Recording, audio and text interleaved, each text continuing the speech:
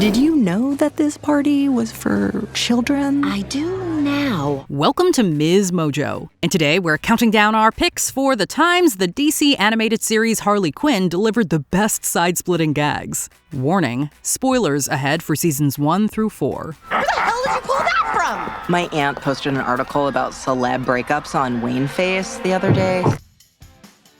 Number 10, Brooding Nightwing. Season 3 of Harley Quinn sees Dick Grayson, aka Nightwing, aka the OG Robin, return to Gotham City. Gotham City. Demons are rising up. Criminals breed in the shadows. Blood paints the streets like graffiti. My home needs Nightwing. Anyone want to switch seats? The protector of Bloodhaven wastes no time getting down to serious business. But someone that serious is bound to break, which is exactly what happens when he and Ivy are trapped in Riddler's escape room. After he attempts and fails to free them, Nightwing becomes a sobbing mess. You just killed us. You're right. I'm so stupid. The writers threw in some clever Easter eggs referencing the character's history, but all we can focus on is his dramatic reaction. Between desperately seeking Batman's approval and harboring an intense fear of failure, Nightwing's emo vibe makes a lot of sense. I should have never left Gotham in the first place. I got restless and Batman pushed me to do it. Oh my He pushed God, me to do it. shut up. Number 9, calling out toxic fanboys. It's no secret that overzealous fans are impossible to satisfy, especially when it comes to comic book adaptations. What do you want to watch? We could watch Harley Quinn. No! Have you seen the show? Oh, God, no! In this meta cold open, 2 unnamed DC fans debate whether or not to watch Harley Quinn. The guy donning a Release the Snyder Cut tee criticizes the female-centric narrative and Harley's ability to defeat other iconic rogues. For someone who claims to not watch the show, it sure sounds like he does, which even his friend points out. Are you sure you haven't seen the show? Yeah, 'cause I'm not a 12-year-old girl. Also, dude, why would I watch a show that's set in Gotham City? What's even better is that this episode, titled Batman's Backman, focuses on the Dark Knight's recovery and return. So, the fanboys' rant is irrelevant in this case. We know the Harley Quinn writers must have had fun with this one. And it sucks we're watching Family Guy. Number 8, another Batman reveal. In this trippy Season 3 episode, Harley and the gang venture into the mind of Bruce Wayne, a place where the tragic moment he lost his parents plays on a loop in several crime alleys. I cannot believe we are being subjected to this multiple times. I've only read about this in journals. Yeah, but what is this? This is a reverse repressed memory. While exploring the nightmarish realm, a young Bruce reveals to Harley that he grows up to be Batman. Compared to Joker's reaction to an unmasked Batman back in Season 1, she handles the news rather well, and it only takes her seconds to realize it's definitely plausible. How could Bruce be Batman? I mean, sure, he's the richest man in Gotham, so that explains all the vehicles, and he's always going missing at big galas when villains show up. Oh, okay, come to think of it, it's very obvious. Wait till you hear who Superman is. After Harley processes the reveal, she gets a glimpse of Batman's most iconic and bizarre moments.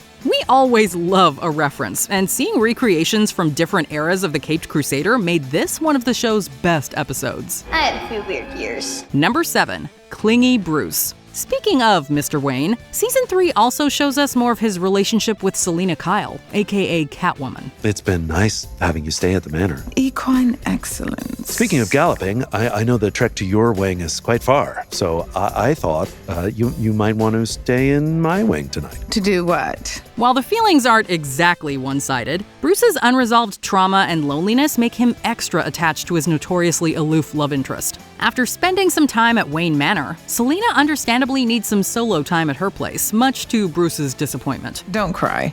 I never know what to do with wealthy male tears. Cool. I could use some me time, too. He later shows up at her penthouse unannounced, and what does he bring her? Well, 2 cats, of course, because what else would you gift a feline-themed antihero? He also christened them with some odd names, to which she has the perfect response. These cats are special. They're Persian. I named them Martha and Thomas. After your dead parents. I didn't realize. I just consider them to be strong Christian names. I'm not taking those Anglo-Saxon pseudo-parent cats, Bruce. With Bruce Wayne being such a historically tragic character, we appreciate these comical moments. Number 6, Joker's sitcom life. Season 2's normal Joker storyline was wild to say the least. Season 3 gave us a more unhinged look at his evolution from a maniacal chaos-causing murderer to a loving partner and supportive stepdad. Mi amor, did you have the chorizo dream? Seeing the clown prince of crime struggling with common core math is hilarious and, unfortunately for some, relatable. As a domestic suburbanite, he's now tormented by a Karen-esque mom named Debbie even in his nightmares. Instead of outright violence, Joker opts for good old pettiness. The situation inspires him to run for mayor of Gotham City. I'm running for mayor! Joker's parade harkens back to Tim Burton's Batman. Not to mention the brilliantly written opening theme song littered with callbacks and references to the character's storied history. I think you and I are destined to do this forever.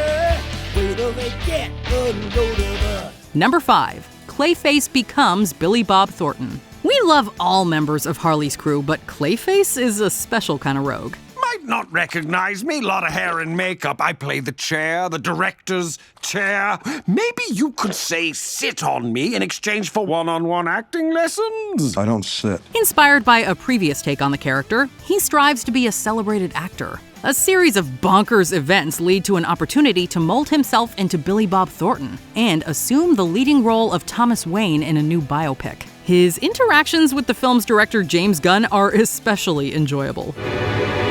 Cool.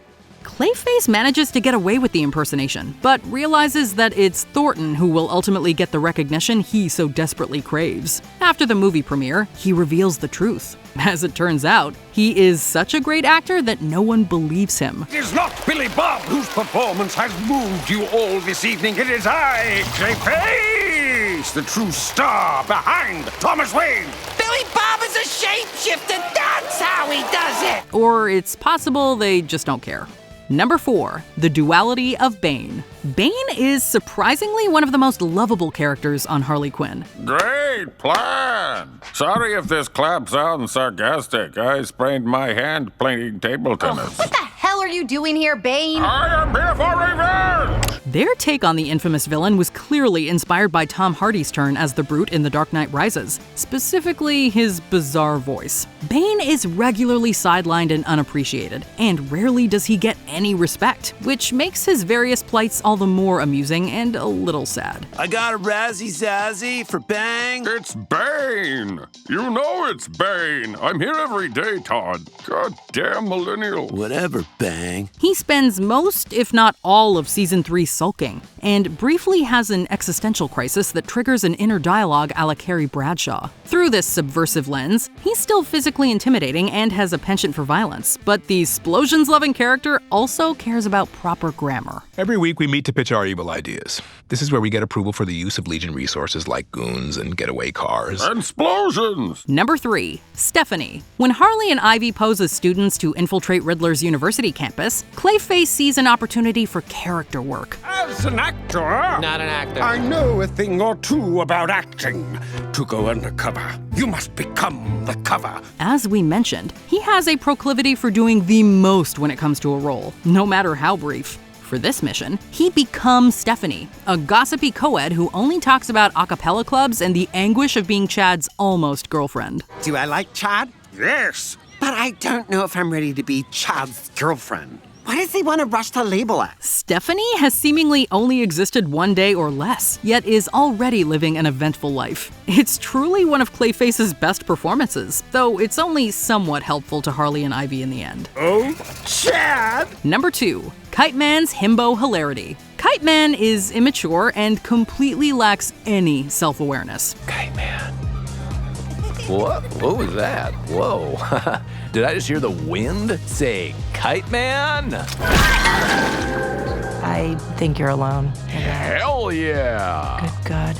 But his simple-mindedness is hysterical. We mostly see the underrated villain in the first 2 seasons, starting as an annoying guy trying to hit on Ivy at a bar mitzvah. He becomes her main love interest, though she tries to keep their relationship low-key. What's the point of making a resi here, bro? I mean, I took my lady out tonight so we could see NBC. No, it's fine. Can we just do the movie? Let's do the movie. Fine, we're here. I wanted to take you out for its ending. The couple almost made it to the altar, but he wisely chooses not to marry a woman who's in love with someone else. As we see in season 3, he's living his best life with a new lady on his arm. He has since taken center stage in his spin-off, perfectly titled Kite Man. Hell yeah! Because if any character deserves their own show, it's definitely Kite Man. This, babe. You know what, Lex? Oh, my back.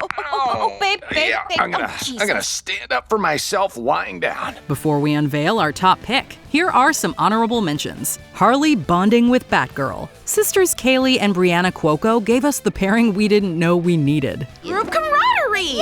Yes! That's why I brought us here. We are so freaking smart. I can't believe we got tricked into coming here by Riddler. It was a catchy commercial. It was so catchy. Catwoman's Villy speech. The ultimate mic drop for this Gotham City siren. The only reason you gave me this award is because I'm black. After 80 plus years, you finally realize you haven't let a single black villain win, no matter how much we deserve it. King Shark, prison boss. How is Nanaue simultaneously cuddly and terrifying? Daryl, if you ever bring me inferior toilet wine again, I'll be forced to shank you in the showers, and you know I don't want to do that. I like being cool, boss. Frank being Frank. Ivy's loyal plant is always ready with a comeback. I got your cheap Hudson News ass postcard from Paris.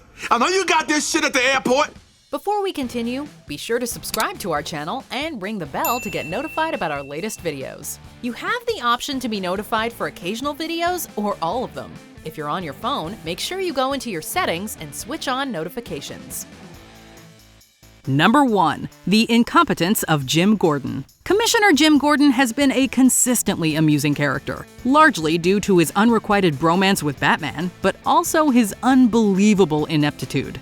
Jim, I wasn't playing with it. He repeatedly hits rock bottom, but still manages to bounce back, if temporarily. Similar to other characters in the series, he tends to be funniest when he's at his lowest moments. Look, my personal life is a mess right now, and I thought I could talk about it with my friend. We're co-workers. We also like to see good old Gordo when he's not depressed, like his adorable whirlwind friendship with Clayface's disembodied sentient hand. Whether his life is in shambles or things are briefly looking up, we can always count on Gordon to make us howl with laughter. You wasted $400 million on ads and another $1 million on custom Pez? Yeah, people love Pez. No one loves Pez. What moments had you chuckling? Share the laughs in the comments below. I need you to be surgical about this, Jim. Be prudent. I can't hold your hand. Why not?